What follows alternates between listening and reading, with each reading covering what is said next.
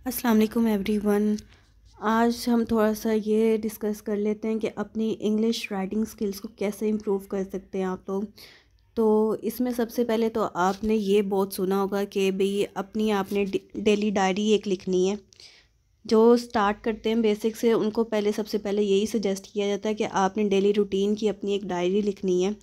लेकिन उसमें आपने ये नहीं लिखना कि आप इतने बजे उठे, इतने बजे आप जी अपने कॉलेज या यूनिवर्सिटी गए या आप अपने ऑफिस में गए, या आपने मतलब इस तरह की कोई और एक्टिविटी, इस तरह की चीज़ें नहीं लिखनी आपने अपनी डेली डायरी में।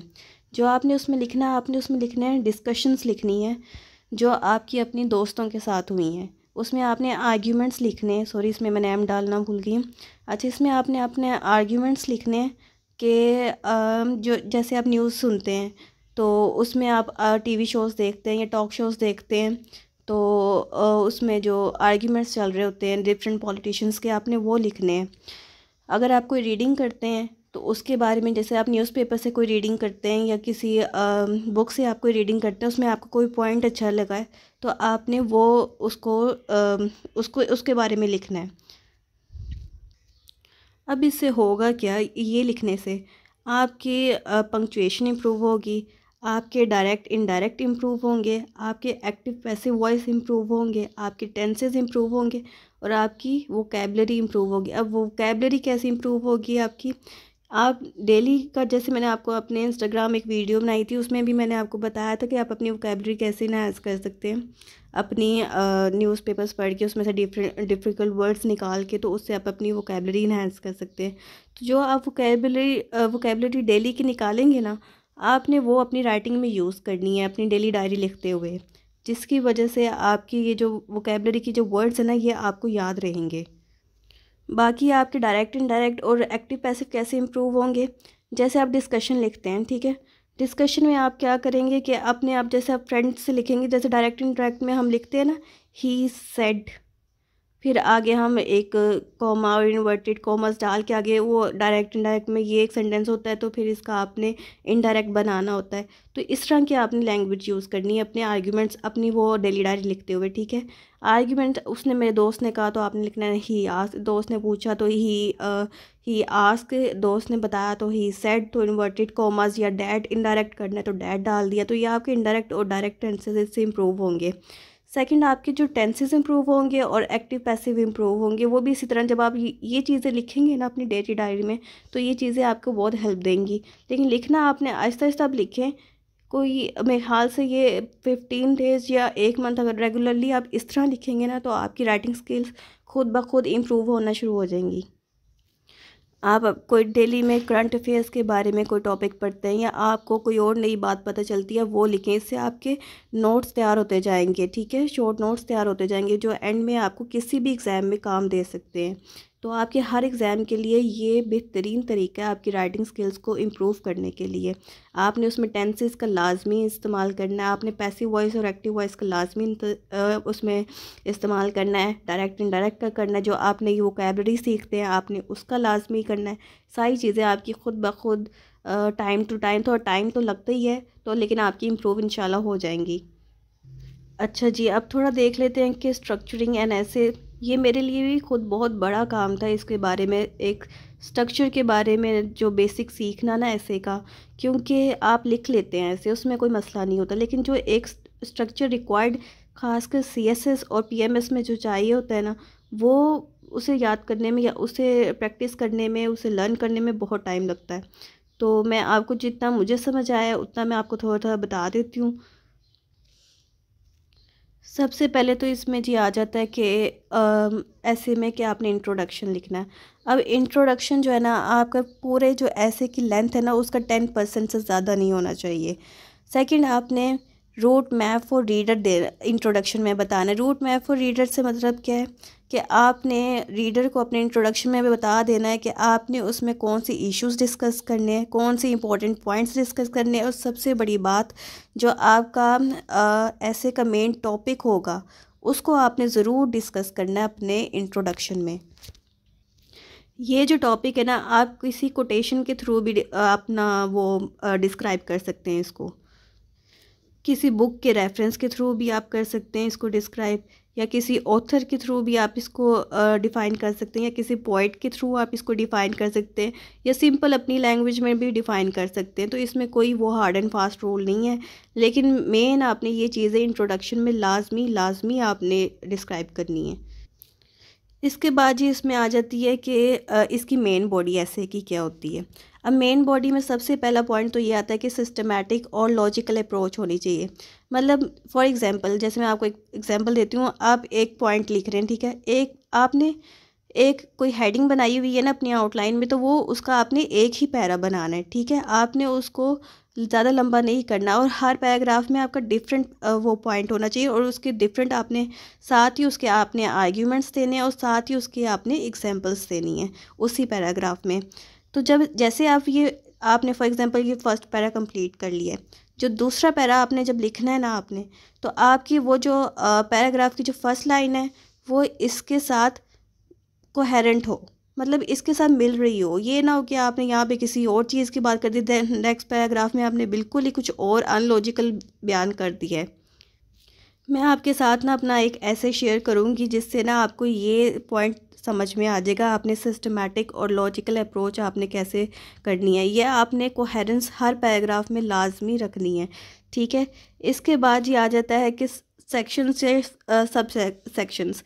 तो इसमें क्या होगा कि आपने जैसे फॉर एग्जांपल ये आपका एक पैराग्राफ चल रहा है, ये आप पैराग्राफ इस एक पैराग्राफ में कंप्लीट नहीं हुआ है, आप चाहते हैं कि इसके बारे में आप कुछ और भी लिखें, तो आपने एक पैराग्राफ की जितनी लेंथ होनी चाहिए ना, जितनी आपको मुनासिब लगती है उतनी आपने लिख के, तो आपने सेकंड पैराग्राफ उसमें शुरू कर देना है उसी पॉइंट से। लेकिन यहाँ पे आपने इसकी कोहेरेंस ज़रूर लिखनी है, जैसे फर्दर मोर करके या इन एडिशन टू करके, तो इस तरह की वर्ड्स आपने यूज़ करने न्यू पैराग्राफ ना वो करते हुए। तो अगर ऑल्टरनेट कुछ चल रहा है तो हाउ एवर यूज़ कर लें या नेवरदलेस यूज़ कर लें वर्ड शुरू में। इसके बाद ये आपने आर्ग्यूमेंट्स जो है ना वो आपने हर पैराग्राफ में जैसे जैसे आप पैराग्राफ लिखते जा रहे हैं वैसे वैसे उसके आर्ग्यूमेंट्स, उसका एविडेंस, उसकी केस स्टडीज़, उसके फैक्ट फिगर्स आपने साथ साथ ही उस पॉइंट से रिलेटेड, उस हेडिंग से रिलेटेड लिखते जाने हैं। आपने जो रीडर है ना उसको आपने ये सस्पेंस नहीं डालना कि ये जी मेरा इंपॉर्टेंट आर्ग्यूमेंट है तो ये सारा रीडर पढ़ेगा पैराग्राफ, तो मैं एंड में जाके जी अपना ये सस्पेंस खोलूँगा और अपने आर्ग्यूमेंट्स में एंड में जाके दूंगा। आपने शुरू से ही अपने आर्ग्यूमेंट्स, इंट्रोडक्शन में भी आपका कोई अच्छा आता है तो आपने उसमें भी लिख देना है, लेकिन आपने ये शुरू से ही आर्ग्यूमेंट्स लिखते जाने, आपने एंड में जाके नहीं इस तरह लिखना कि भाई ये इंपॉर्टेंट फैक्ट है, फिर ये केस स्टडी। आपने साथ साथ जो जो आपकी हेडिंग आ रही है उससे रेलिवेंट आपको केस स्टडी आ रही है वो लिखें, आप फैक्ट फिगर्स आ रहे हैं वो लिखें, आर्ग्यूमेंट्स आ रहे हैं, कोई एविडेंस आ रहा है, कुछ और आपको बुक का वो कोई रेफरेंस आ रहा है, आप साथ साथ लिखें उसको। इसके बाद ये बारी आ जाती है कंक्लूजन की। कंक्लूजन में आपने क्या करना है, जो कंक्लूजन का आपका स्टार्ट है वो आपने इस तरह शुरू करना है कि भाई इन अ नटशल या टू कंक्लूड, या फिर मतलब इस तरह के आपने वर्ड्स लिखने हैं। तो आप इस तरह कंक्लूजन शुरू करेंगे, उसमें आपने जो मेन इश्यूज़ थोड़े बहुत मेन बॉडी में यूज़ किए हैं आपने उसके बारे में बताना है, जैसे कि आपने इंट्रोडक्शन में बताए थे। उसके बाद आपने एक फाइनल सेंटेंस टू क्वेश्चन लिखना है, जो आपका टॉपिक सेंटेंस है उसके बारे में आपने रेलिवेंट, जैसे आपने इंट्रोडक्शन में कुछ रेलिवेंट लिखा अपने टॉपिक को डिफ़ाइन किया, इस तरह आपने कंक्लूड करते हुए भी डिफ़ाइन करना है। और same as requirement of introduction कि 10% से उसकी ऐसे की लेंथ जो है ना उससे ज़्यादा कंक्लूजन की लेंथ नहीं होनी चाहिए, ठीक है, पूरे ऐसे की 10% लेंथ होनी चाहिए। इसके बाद ही रेफरेंस की बारी आ जाती है। रेफरेंस में ये होता है कि रेफरेंसेस आपने साथ साथ ही देने हैं, कंक्लूजन में भी अगर देना है, अगर इंट्रोडक्शन में भी देना है, और अगर मेन बॉडी में भी देना है।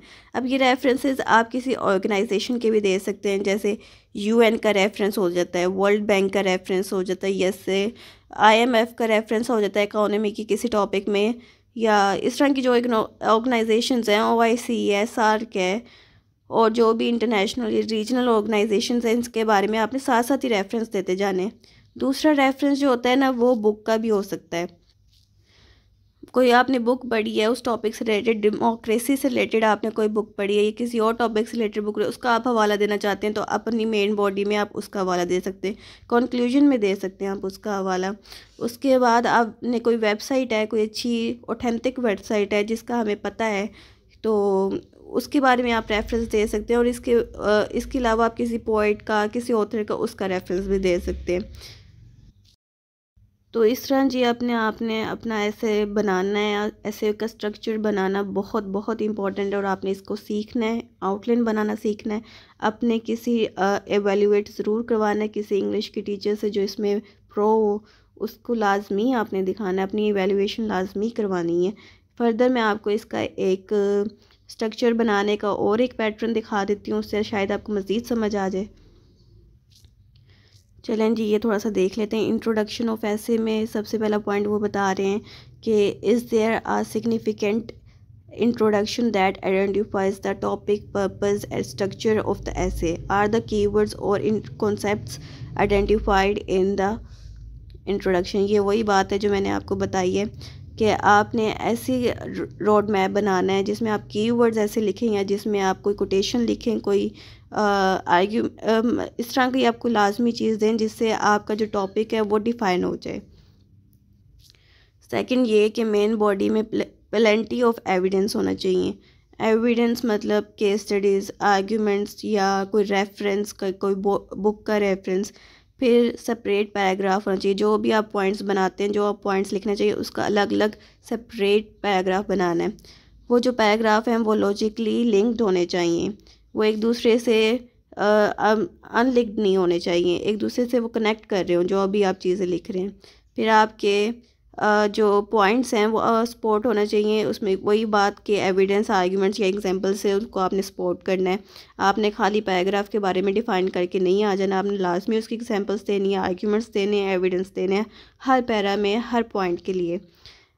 Are the ideas of others clearly reference, clear आपने रेफरेंस लिखना है, आपने इधर उधर की बस गप्पे नहीं मारनी, क्लियर आपने रेफरेंस लिखना है। इसके बाद जी कंक्लूजन में भी यही सारी बातें लिखी हुई हैं कि आपने एक तो अपने टॉपिक को एक दफ़ा दोबारा डिफ़ाइन करना है, जैसे आपने इंट्रोडक्शन में डिफ़ाइन किया, आपने क्लोजिंग सेंटेंस में भी आपने इसको डिफ़ाइन करना है। कोई एविडेंस और फैक्ट आपके पास है एडिशनल, कोई रेफरेंस है, कोई कोटेशन है, वो आपने ज़रूर डालनी है इसमें।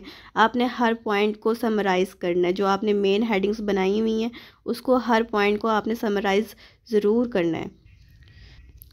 इसके बाद ये रेफरेंसेस में भी यही है कि आपके रेफरेंस एक्यूरेट होने चाहिए। आपके बिब्लियोग्राफी का मतलब ये होता है कि जो बुक के एंड में दिए हुए थे रेफरेंसेस APA फॉर्मेट में मोस्टली दिए होते हैं, तो या तो आप वो लिख दें या कोई और रेफरेंसेस जो है आपके एक्यूरेट होने चाहिए। आपने हर जो आपका दे रहे हैं, आप कोई एविडेंस दे रहे हैं, कोई आर्ग्यूमेंट दे रहे हैं, आपने उसका एक प्रॉपर रेफरेंस लिखना है कि आपने ये लिया कहाँ से, कोई न्यूज़पेपर से लिया है, आपने कहीं और से लिया है, कोई बुक से लिया है, तो आपने ये चीज़ें लाजमी लिखनी है। लेआउट जी आपकी नीट और प्रेजेंटेबल होनी चाहिए, आपका ये नहीं लगना चाहिए कि आपने मिक्सअप किए हुए हैं अमाउंट। तो ये मैंने थोड़ा थोड़ा आपको बताना था, जो जो मुझे समझ में आया, मैंने सारा कुछ वो बता दिया है। बाकी आप एवेल्यूएट ज़रूर करवाएं इसको। कोई और क्वेश्चन है, कोई समझ में नहीं आया पॉइंट, तो आप पूछ लें मुझे, मेरे पास होगा उसका आंसर, या मैं समझा सकी तो मैं ज़रूर कोशिश करूँगी उसे क्लियर करने का। कमेंट्स में पूछ लें, मेरे इंस्टाग्राम पेज पे पूछ लें, और यहीं पे अपनी वीडियो को एंड करते हैं। दुआओं में याद रखिएगा, मेरा चैनल सब्सक्राइब करना मत भूलिएगा। अल्लाह हाफ़िज़।